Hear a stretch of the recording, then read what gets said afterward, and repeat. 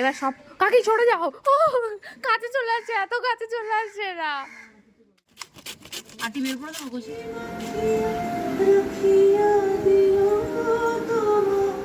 Good morning everyone, welcome back to my mini blog. আজকের ঘুমটা না আমার ভীষণ ভালো হয়েছে, তাই জন্য সকালবেলা উঠে দেখি আমার মুখগুলো একদম ফুলে ফুলে মতন গেছে। চলো এবার একদম ফ্রেশ হয়ে ব্রেকফাস্ট করতে চলে যাই।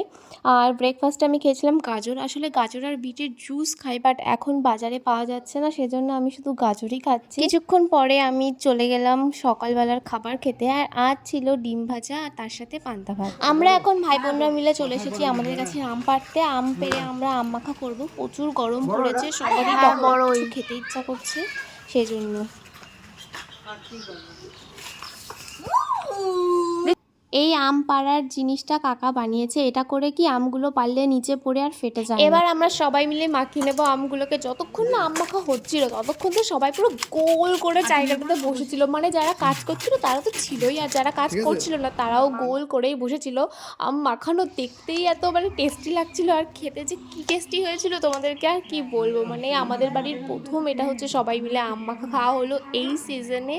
আর আম মাখা খেয়ে তো দুপুরে সবার খুব ভালো ঘুম হয়েছে। বিকেলবেলায় আমার ছিল ডান্স ক্লাসের রবীন্দ্র জয়ন্তীর জন্য রিহার্সেল। আমি যখন বাড়ির থেকে বেরোবো দেখি কতগুলো হনুমান এসছে আমাদের বাড়িতে। আর ওদেরকে না পুরো 2 প্যাকেট বড় বড় বিস্কুট দেওয়া হয়েছিল, মানে পুরো প্যাকেটে সব কটাই দিয়ে দেওয়া হয়েছিল। আর ওরা পুরো 8 জন ছিল, তাও ওদের জন্য কম পড়ে যাচ্ছিল। আর আমাদের রবীন্দ্র জয়ন্তীর প্র্যাকটিস চলছে।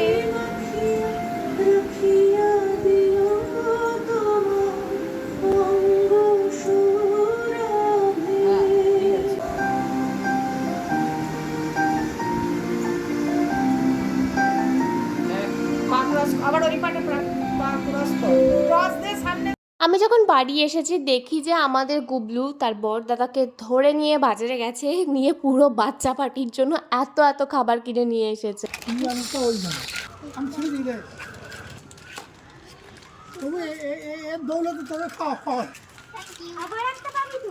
আমি আমার দে একটা।